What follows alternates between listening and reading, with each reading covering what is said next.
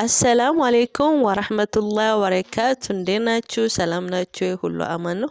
ቁርስ ልሰራ አካባቢ ወደ ውጭ ወጣሁና በቃ በመኖራችን አምሽቶ በመንጋቱ ምናምን እያመሰገንኩ እየተዟዟርክ እያለ ምን ትዝ አለኝ መሰላችሁ?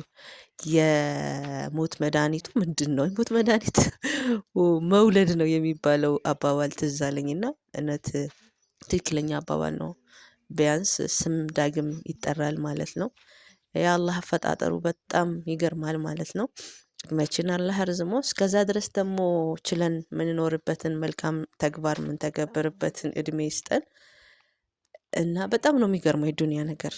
ስለታመማችሁ ስላልታመማችሁ ወይ ስላላችሁ ስለሌላችሁ ሳይሆን የሆነ ሞት የራሱ የሆነ ትልቅ የሆነ መልእክት ነውና የሞቱትን የሚማራቸው ያሉትን ደግሞ ያቆያቸው እላችኋለሁ።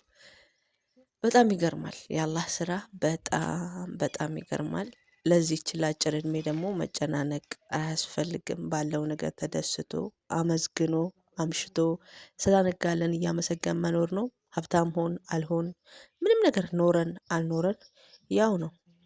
በእርግጥ ዱንያ ማጣፈጫ ነገሮች ናቸው እና ቁርስ እየሰራንላችኋለሁ። ትንሽ ቆፍጠን ያለች ፍርፍር ሰርተን እየበላን ነው እላችኋለሁ። ከመብላታችን በፊትም ሆነ ከመብላታችንም በኋላ እናመስግን። ሰጪ እሱ፣ አብሊያሽ እሱ፣ አጠጪ እሱ፣ አኗሪ እሱ፣ ገዳይ እሱ፣ ሁሉ ነገር አድራጊ እሱ ነውና ያመሰገን ባለን ነገር ተብቃቅተን እንኖር። ምንም ነገር ላይ ራሳችንን አናስጨንቀው። ቢያንስ ሰውንና እናስባለን፣ ነገራቶችን እናብሰለስላቸዋለን። ግን ራሳችንን እስከምንጎዳ ድረስ አናድርገው። መኖር የመሰለ ነገር የለም። መኖርን ያድለን እላችኋለሁ።